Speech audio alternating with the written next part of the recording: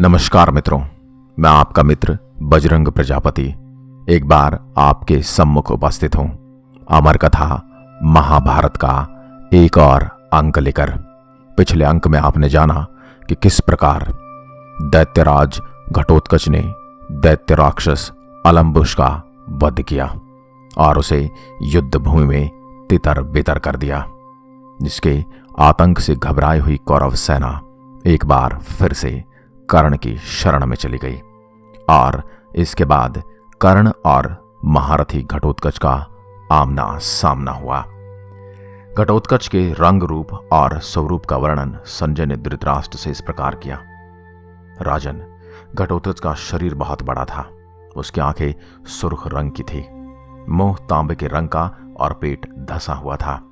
उसके रोए ऊपर की ओर उठे हुए थे, दाढ़ी मूंछ काली थी, ठोड़ी बहुत बड़ी दिखाई देती थी, मुंह कानों तक फटा हुआ था, दाढ़ें तीखी होने के कारण वह विराल जान पड़ता था। जीभ और ओंठ तांबे के समान लाल और लंबे थे, भौहें बड़ी बड़ी, नाक मोटी, शरीर का रंग काला, गर्दन लाल और शरीर पर्वताकार था। वह देखने में बड़ा भयंकर जान पड़ता था। उसकी देह भुजा के मस्तक सभी विशाल थे, उसका बल भी महान था। वह एक विशाल ध्वज वाले रथ पर विराजमान था।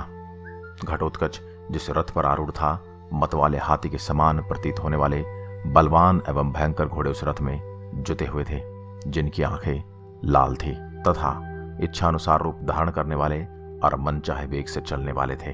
उन घोड़ों के कंधों पर लंबे लंबे बाल थे। वे परिश्रम को जीत चुके थे। वे सभी अपने विशाल केसरों से सुशोभित थे और उस महान हिडिंबा कुमार के रथ को चला रहे थे एक विरूपाक्ष नामक राक्षस, जो घटोत्कच का सारथी था, जो रणभूमि में सूर्य की किरणों के समान चमकीली बागडोर पकड़कर उन घोड़ों पर काबू करता था। उसके रथ पर बैठा हुआ घटोत्कच ऐसा जान पड़ता था मानो अरुण नामक सारथी के साथ सूर्यदेव अपने रथ पर विराजमान है। संजय कहते हैं, राजन, रथ पर आरूढ़ हो घटोत्कच कर्ण की ओर चला। उस समय रथ पर स्थिरतापूर्वक खड़े हो जब वह अपने धनुष को खींच रहा था, उस समय उसकी टंकार वज्र की गड़गड़ाहट के समान सुनाई देती थी। भारत, उस घोर शब्द से डरी हुई आपकी सारी सेनाएं समुद्र की बड़ी बड़ी लहरों के समान कांपने लगी।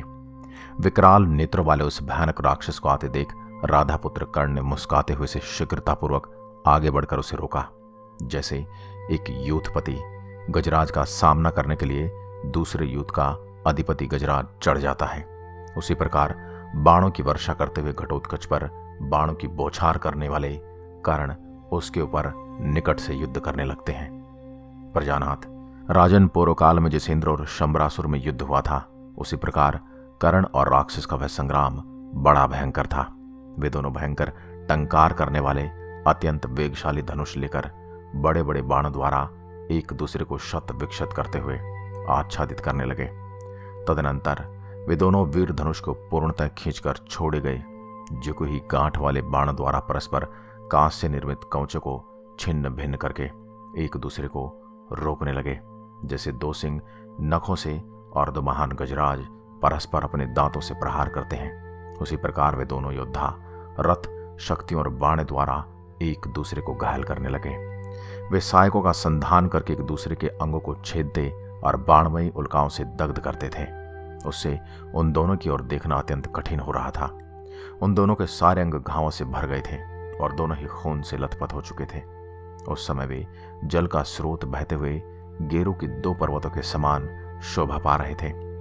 दोनों के अंग बाणों के अग्रभाग से छिद्र छलनी हो रहे थे। दोनों ही एक दूसरे को विदीर्ण कर रहे थे। तभी तो वे महातेजस्वी वीर परस्पर विजय के प्रयत्न में लगे रहे और एक दूसरे को कंपित न कर सके। राजन, युद्ध के जुए में प्राणों की बाजी लगाकर खेलते हुए कर्ण और राक्षस का वह रात्रि युद्ध दीर्घकाल तक समान रूप में ही चलता रहा। घटोत्कच तीखे बाणों का संहार करके उन्हें इस प्रकार छोड़ता कि वे दूसरे से सटे हुए निकलते थे। उसके धनुष के टंकार से अपने और शत्रु पक्ष के योद्धाओं में भय उत्पन्न होता था और वो थर्रा जाते थे। नरेश्वर, जब कर्ण घटोत्कच से बढ़ न सका, तब उस अस्त्र वेताओं में श्रेष्ठ वीर ने दिव्यास्त्र प्रकट किया। कर्ण को दिव्यास्त्र का संधान करते देख पांडव नंदन घटोत्कच ने अपनी राक्षसी महामयी प्रकट की। वह तत्काल ही शूल, मुद्र शिलाखंड और वृक्ष हाथ में लिए घोरारूपी राक्षस की विशाल सेना से घिर गया। भयानक कालदंड धारण किए समस्त भूतों के प्राणहंता यमराज के समान उसे विशाल धनुष उठाए आता देख वहां उपस्थित हुए सभी नरेश व्यथित हो उठे। घटोत्कच ने सिंहनाद से भयभीत हो हाथियों के पेशाब झरने लगे और मनुष्य भी अत्यंत व्यथित हो गए। तदनंतर चारों ओर पत्थरों की अत्यंत भयंकर एवं भारी वर्षा होने लगी। आधी रात के समय अधिक बलशाली हुए राक्षसों के समुदाय वह परस्पर वर्षा कर रहे थे। पत्थरों की, लोहे के चक्र, भुषंडी, शक्ति, तोमर, शूल, शतघनी और पट्टिश आदि अस्त्र शस्त्रों की अविरल धाराएं गिर रही थी। नरेश उस अत्यंत भयंकर और उग्र संग्राम को देखकर आपके पुत्र और योद्धा भयभीत होकर भाग चले। अपने अस्त्र बल की प्रशंसा करने वाला एकमात्र अभिमानी कर्ण ही वहां पर खड़ा रहा। उसके मन में तनिक भी व्यथा नहीं हुई। उसने अपने बाणों से घटोत्कच द्वारा निर्मित माया को नष्ट कर दिया। उस माया के नष्ट हो जाने पर घटोत्कच ने अमर्ष में भरकर भयंकर बाण छोड़े जो सूतपुत्र के शरीर में समा गए। तदनंतर वे रुधिर के रेंगे हुए बाण उस महासमर में कर्ण को छेद कर कुपित हुए सर्पों के समान धरती में समा गए। उससे शीघ्रतापूर्वक हाथ चलाने वाले प्रतापी वीर सूतपुत्र कर्ण अत्यंत कुपित हो उठा। उसने घटोत्कच का उल्लंघन करके उसे 10 बाणों से घायल कर दिया। सूतपुत्र के द्वारा मर्म स्थानों में विदीर्ण होकर अत्यंत व्यथित हुए घटोत्कच ने दिव्य सहस्त्रार चक्र हाथ में लिया। उस चक्र के किनारे किनारे छुरे लगे हुए थे। मणि एवं रत्नों से विभूषित हुआ वह चक्र प्रातः काल सूर्य के समान प्रतीत हो रहा था। क्रोध से भरे हुए भीमसेन कुमार घटोत्कच ने अधिरथ पुत्र कर्ण को मार डालने की इच्छा से उस चक्र को चला दिया, परंतु अत्यंत वेग से फेंका गया वह चक्र घूमता हुआ कर्ण के बाएं द्वारा आहत हो भाग्यहीन के संकल्प की भांति व्यर्थ होकर पृथ्वी पर गिर पड़ा। चक्र को गिराया हुआ देखकर क्रोध में भरे हुए घटोत्कच ने अपने बाणों द्वारा कर्ण को इस प्रकार आच्छादित कर दिया जैसे राहु सूर्य को ढक देता है। परंतु रुद्र, विष्णु और इंद्र के समान पराक्रमी सूतपुत्र कर्ण को इसके तनिक भी घबराहट नहीं हुई। उसने तुरंत ही पंखदार बाणों से घटोत्कच के रथ को आच्छादित कर दिया। वह कुपित हुए घटोत्कच के सोने के कड़े से विभूषित गदा घुमाकर चलाई, किंतु कर्ण के बाणों से आहत होकर वह भी नीचे गिर पड़ी। तदनंतर अंतरिक्ष में उछालकर वह विशालकाय राक्षस प्रलकाल के मेघ की भांति गर्जना करता हुआ आकाश से वृक्षों की वर्षा करने लगा। तब कर्ण भीमसेन के मायावी पुत्र को अपने बाण द्वारा आकाश में उसी प्रकार बींधने लगा जैसे सूर्य अपनी किरणों द्वारा मेघ को विघ्न कर देते हैं।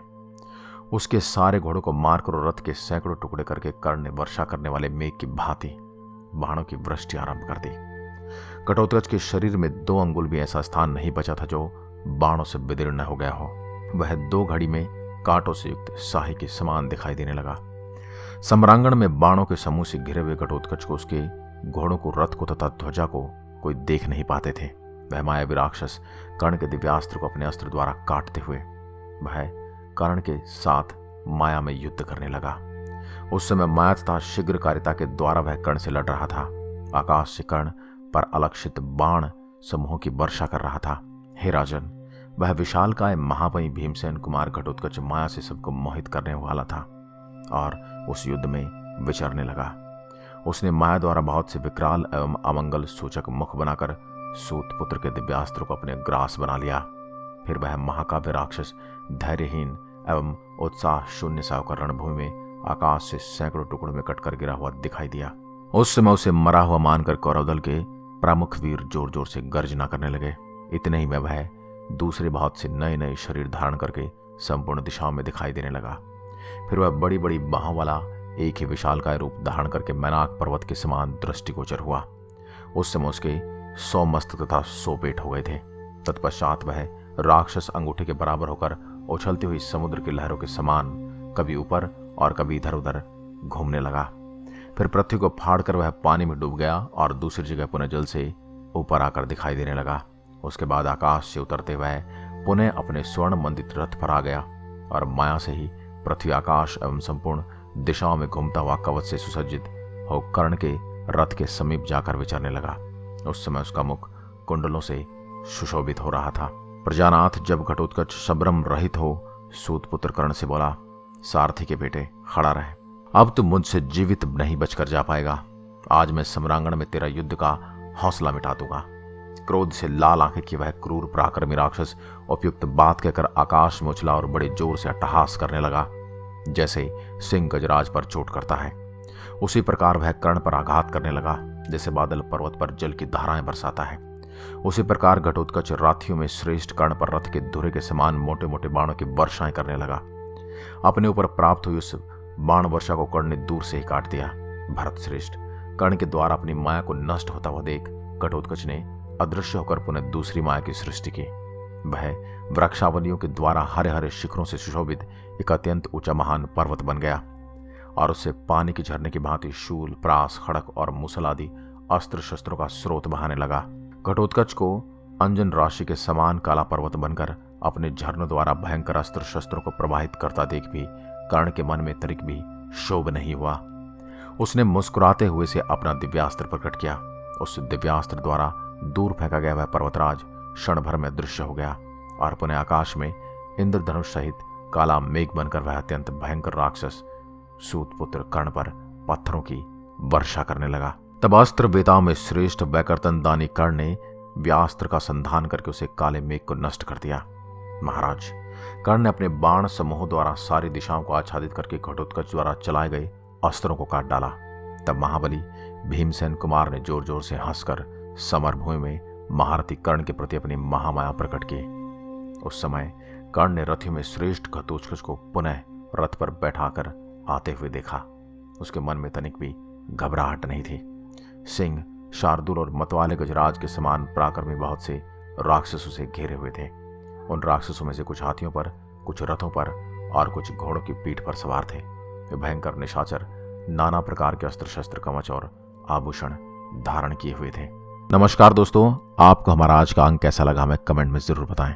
अगले वीडियो में आप जानेंगे किस प्रकार महावीर कर्ण ने घटोत्कच का अंत किया और किस प्रकार दो महाबली, दो शूरवीरों के बीच होने वाले इस प्रलंकारी युद्ध का अंत हुआ। तब तक के लिए नमस्कार। जय हिंद, जय भारत।